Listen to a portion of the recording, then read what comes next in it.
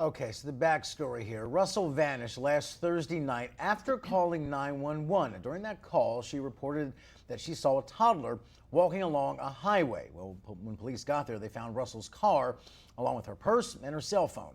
Well, she turned up at her family home on Saturday, telling investigators she had been forced into a car and then an 18-wheeler, where she escaped before being abducted again.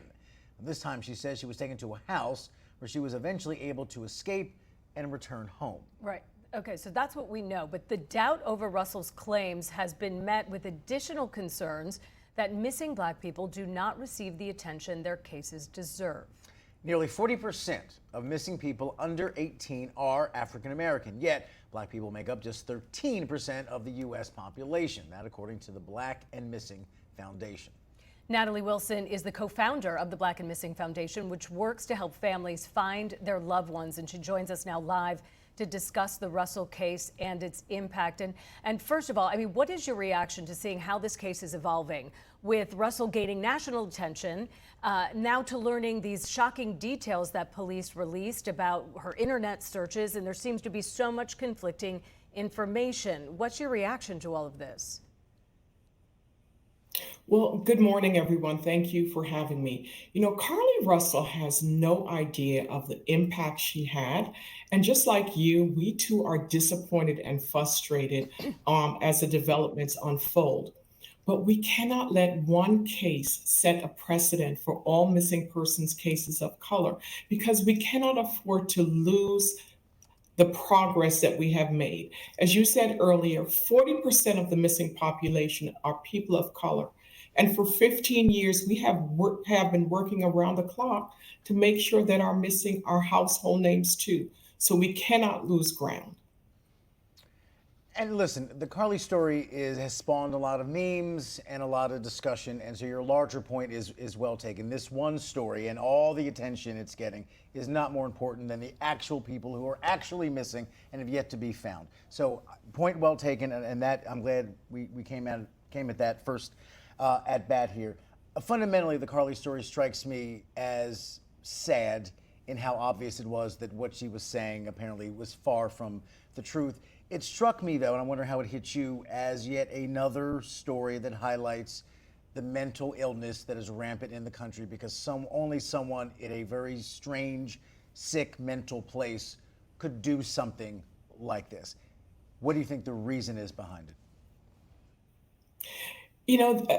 The psychologists need to, take a look at it. I don't understand why she would, go that far, and create such an elaborate story. But again, it's unfair to punish families that are desperately searching for their missing loved ones. And our missing deserve to be found. There's Keisha Jacobs of Richmond, Virginia, who's still missing. Tiffany Foster of Noonan, Georgia, Alexis Ware. And we have to focus on those that are still missing. And I hope and pray that Ms. Russell gets the help and support that she needs. And real quick, this is a follow-up. When you, like with those women on the screen, keep them up. I'm curious as to what your work has led you to believe in terms of if there's a common thread when these women go missing. Because I think to most of us, just strikes us as crazy that people just vanish. What do you think happens to them? Are they abducted and put into the sex trade here or abroad? Or they what happens to people, women, when they vanish? Women of color, more often than not.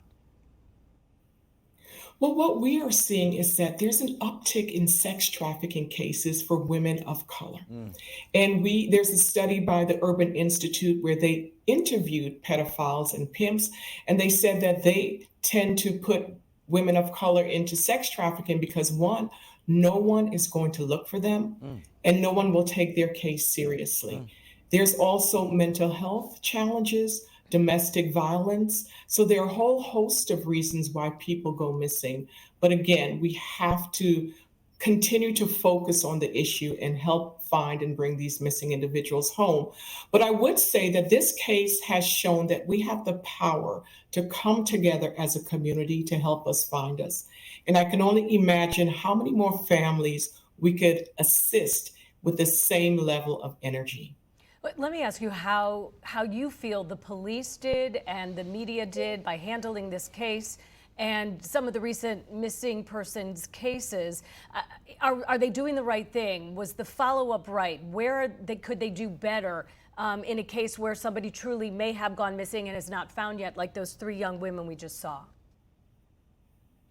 Well, we applaud the Hoover Police Department. They did an amazing job and they helped this case go viral.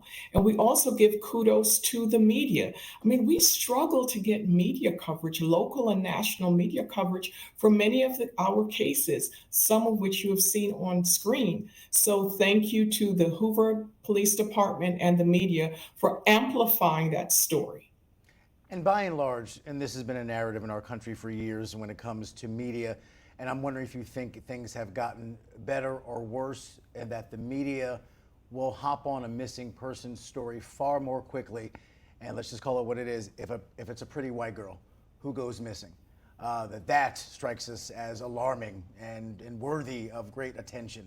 The Natalie Holloway cases of the world as they emerge. Do you think things have gotten better, or is the media guilty of its same old habits? You know, we have made great strides, but we still have a lot more work to do. We have media partners around the country, but sometimes it's still an uphill battle to get those media coverage for families that are desperately searching for their missing loved ones. It's tough. It really is. We have been invited to newsrooms across the country, and they're asking, how can we do a better job? But sometimes we still run into those barriers because it's tough. You know, the newsroom is shrinking as well as the police departments, so they don't have the resources many times. But again, these families need that media coverage. That's the only way, that and social media, to help these cases go viral. And they need people like you, Natalie Wilson, co-founder of the Black and Missing Foundation. Thank you for your time and for what you do to help these young women. And remember Yeah. what she just said, because I Yep. think it's one of the most powerful things I've heard in a long time, that these particular women, the women of color, fall victim to these cases because these sex traffickers think no one will come looking for them. Right. Wow, let that sink in, my God. And we want you to all take a look at these missing women again. They all have families who are desperate to find them, and there's many more women out there. So please keep an eye out and get involved. If you know anyone who needs help, you can see the number for Black and Missing on your screen. We'll be right back.